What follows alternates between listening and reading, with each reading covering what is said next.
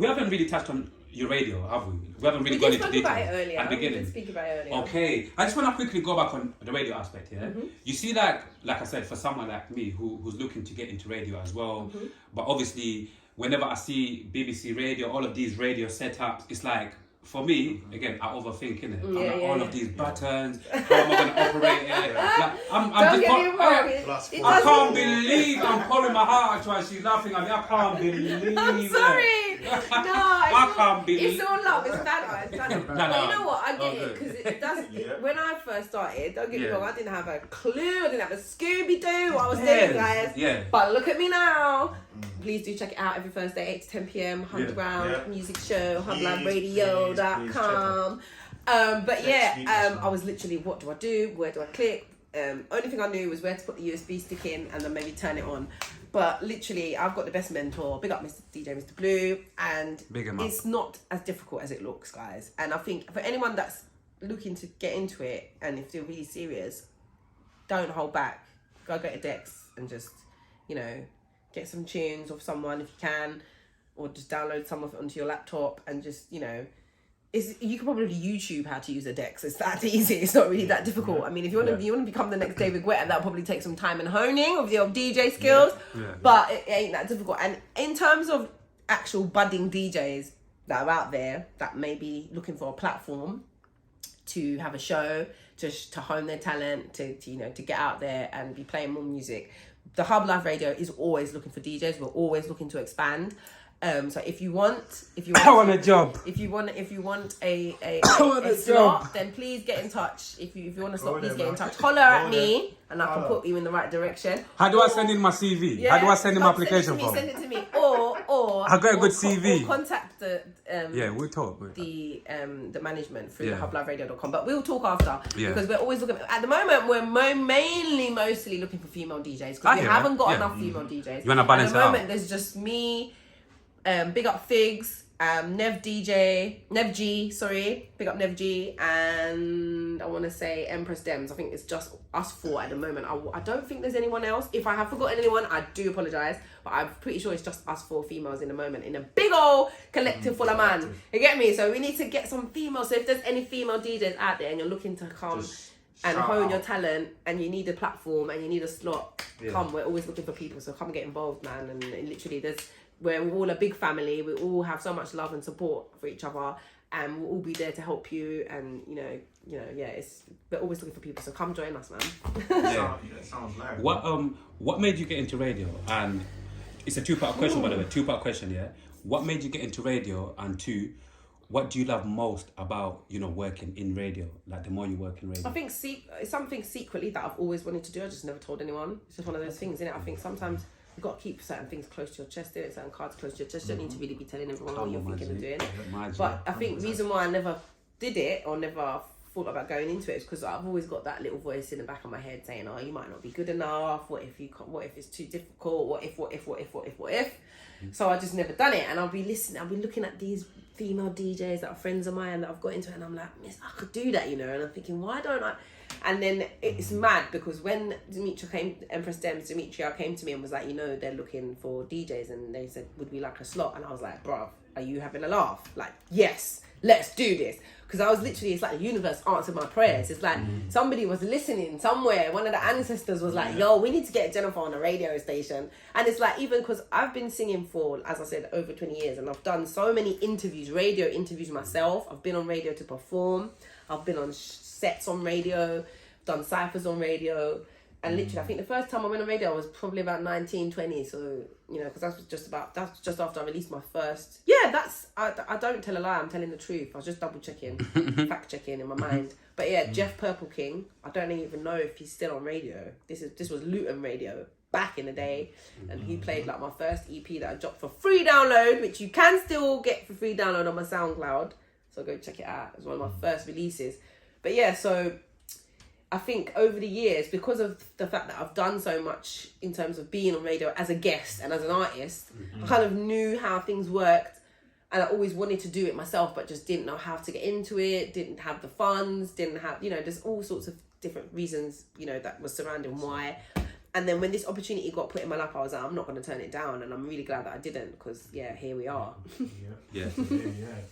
Like, would you say, like, do you think radio would ever be the same again? No, definitely not. Like, this is one of the things that we're constantly talking about every month, because changed. we have a meeting with all the radio DJs once a month to just discuss different things, how we can improve, what we need to do better, what's going great, planning events, stuff like that. As you do, all companies, collectives have to have meetings like that. Do you get me? That's how you keep things running smooth.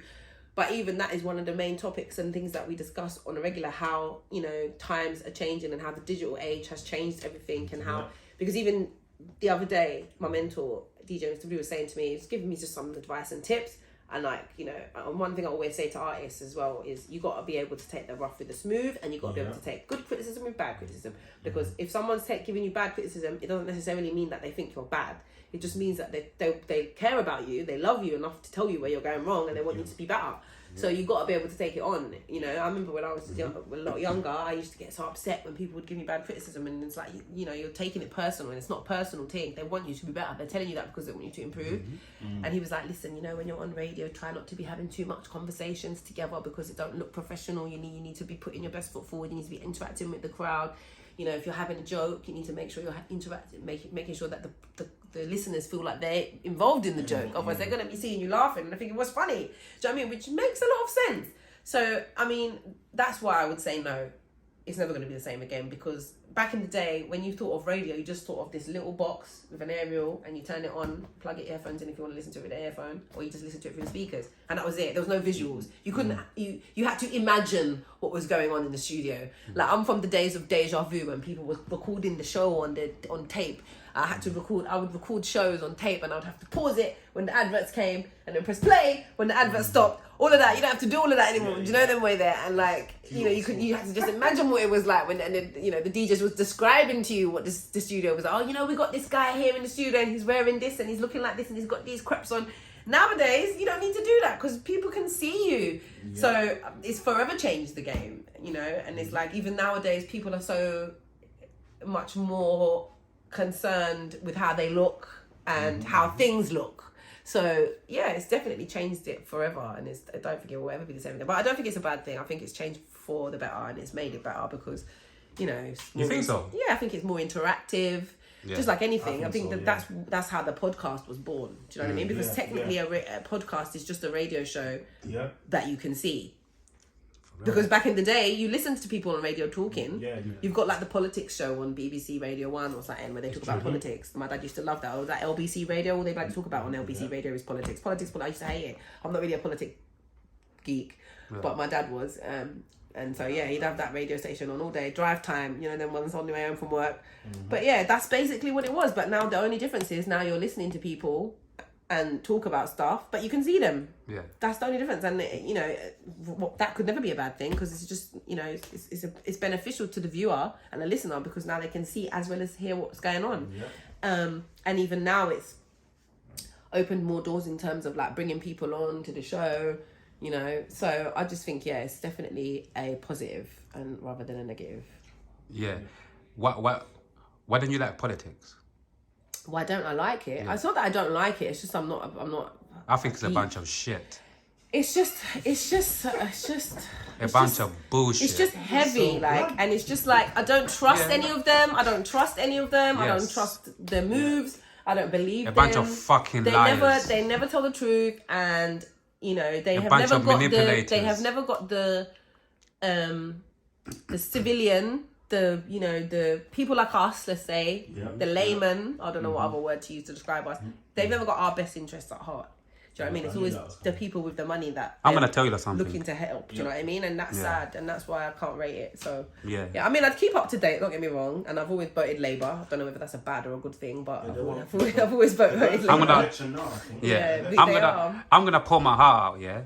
Basically, let me not laugh this time. It's all good. It's all good. So with politics, one of obviously. For me, the older I get, like the key word here is I question. 100%. I question a lot of people who actually take politics serious. Reason why? Because over the years, it's like I just look at it and I think to myself, how fucking stupid can you be, yeah? Where if somebody has been lying to you for years and years and years and years and years, but you're still believing that fucking person, even if matter of fact, if you're watching this interview and you believe into politics, fuck you, you fucking idiot. Yeah? And let me just get this off my chest, yeah? Yeah? Let me just get this off my chest. I'm not co-signing that, by the way. Yeah, these are the words of the man behind the camera, yeah?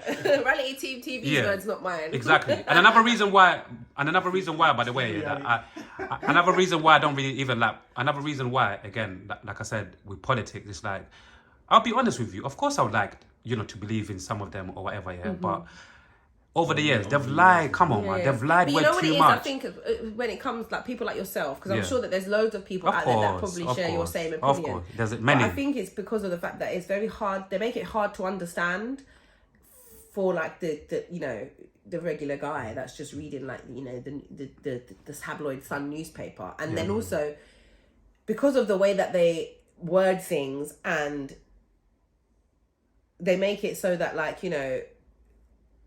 they keep people, at the end of the string, they keep offering something and then taking it back. Do you know what I'm trying to say? Yeah. And it's like, that's why they make you promises. Yeah, and once they get them. And once they get into the office, they literally, like you said, they literally retract the statements and they really don't deliver. And another thing, I feel like we're going into an age now. I don't know whether this will ever happen, but I feel like it may. You never know. And it's like, I feel like sooner or later there's going to be an age where there's no royal family, and maybe just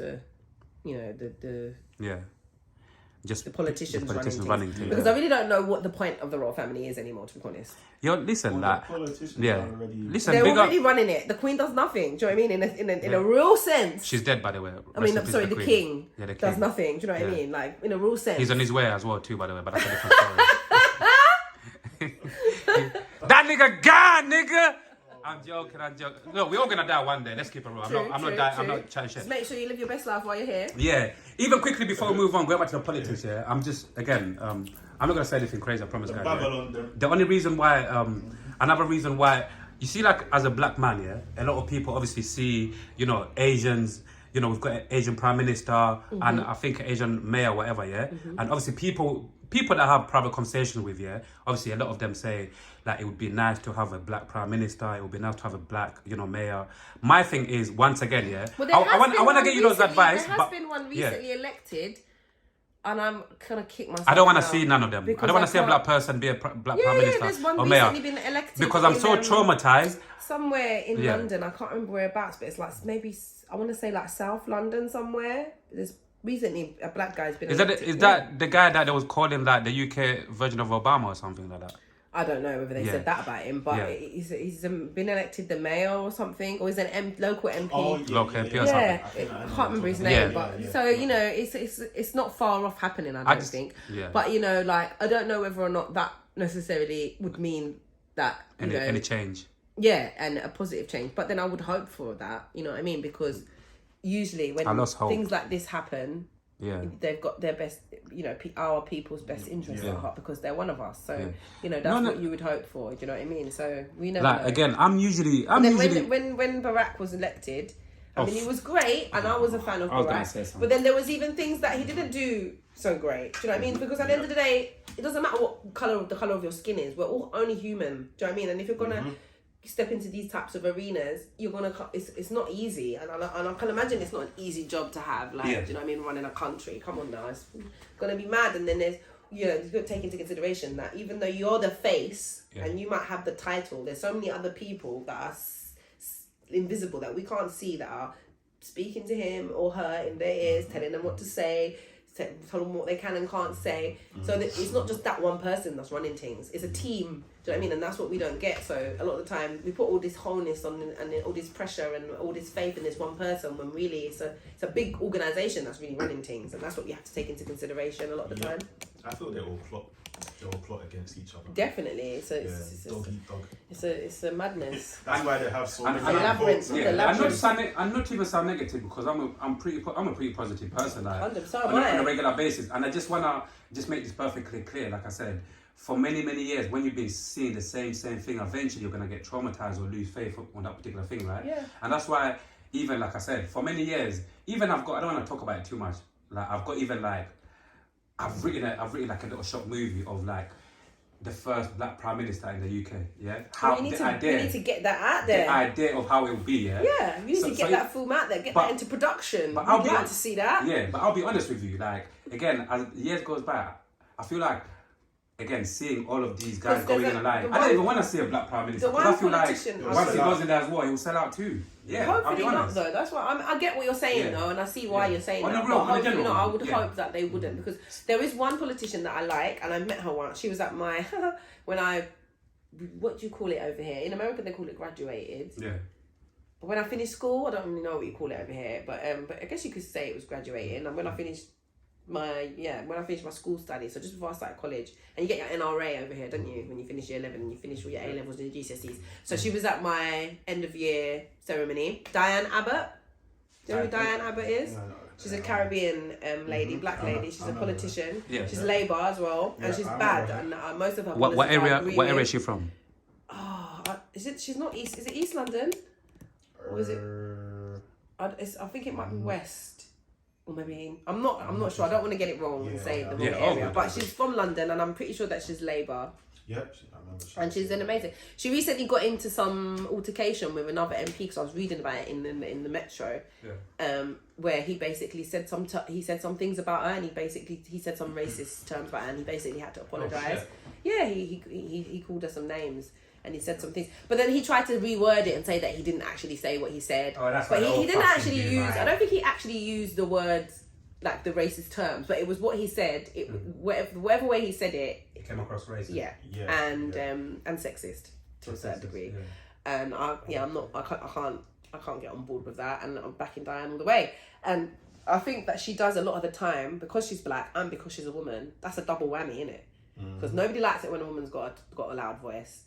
And then she's black, so it's like, oh, and I think she does come up against a lot of resistance and scrutiny in her, circles, and what she worked in politics circles and everything. And I think it's sad, because I think if anything, she would be a good candidate. Like if she was to run, I'd vote for her. Yeah, 100%. She's been quite good. Yeah.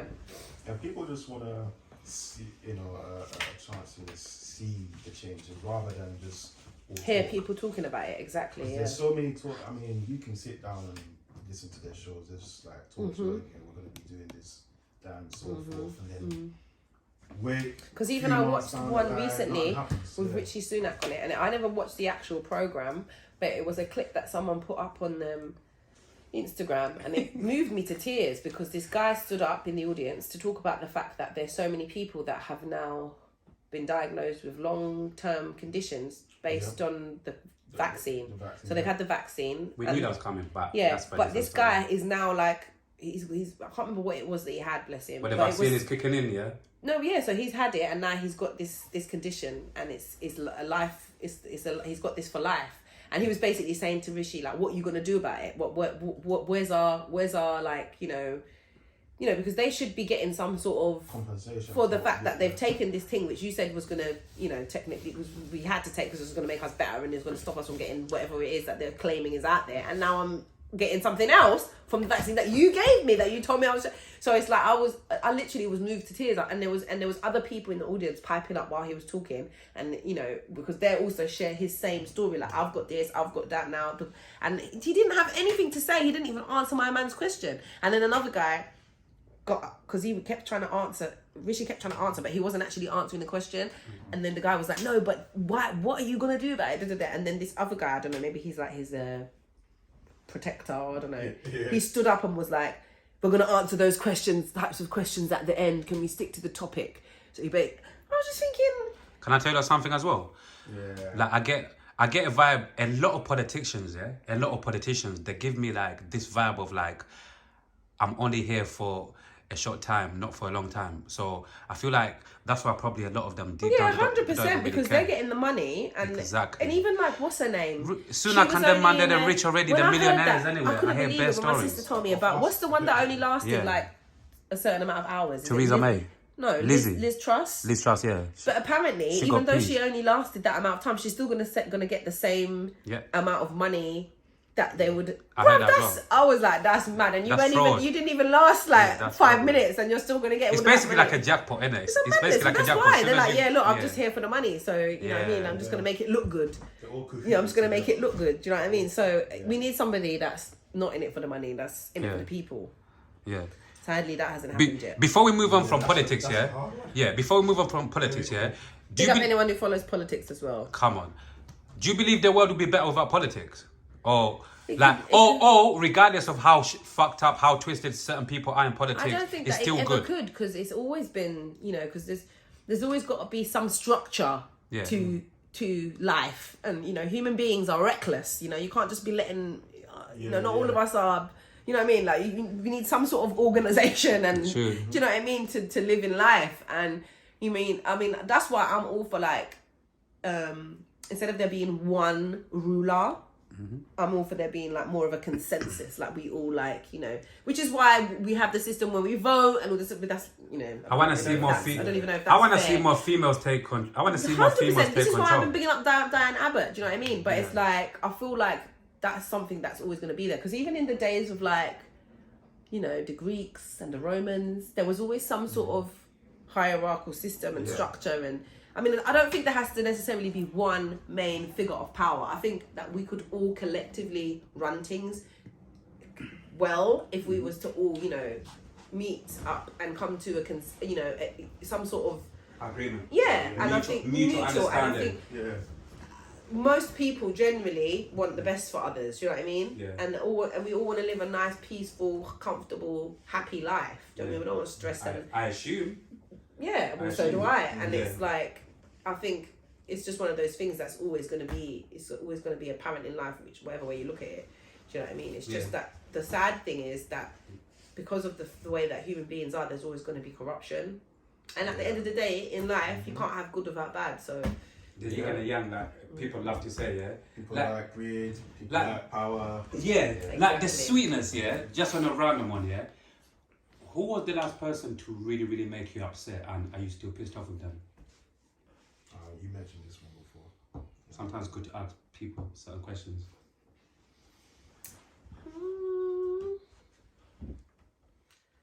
I'm not going to name names, No, fuck names. but there's a We particular don't do artist that I Jim. worked with recently. Yeah. And I've heard a few things about them through the circuit, through the scene. So I'm not the only one that's had run-ins like this with them. And I wasn't angry, because did you say was I upset? Did you ask who upset me? You said who upset me. Well, yeah, it could be all of that. Either pissed you Yeah, I off, either wasn't. made you I angry, mean, or actually, let made me you take that upset. back. That's a lie. I was a mixture of emotions. Let me tell you, because of what happened and how the scenario sort of played out. And I think the reason for that is because it was so unexpected. Okay. And unneeded and unnecessary and untrue. Let's let's make that point. And I just was like, okay, well, and I just kept it moving. And I was like, well, clearly, you know, our energies are not aligning, so I'm gonna keep it moving. You keep it moving, and we go our separate ways, and that's it. Yeah. Sometimes in life that happens, and you know, just gotta roll with it. At the end of the day, as I said earlier, I know myself and I know who I am, and you know, so.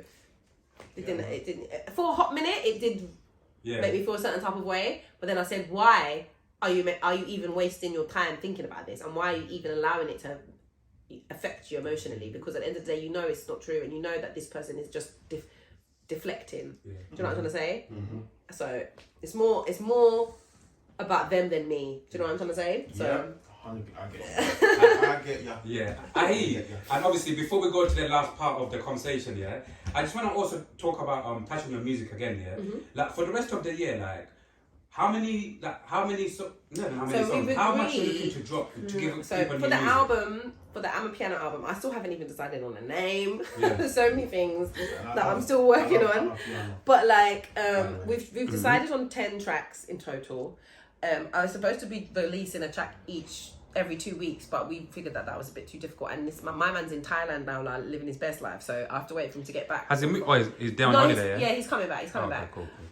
But basically, yeah, it's going to be 10 tracks. And so the last 2 I released last month. So the next one I'm hoping to release this month, probably towards the end of this month.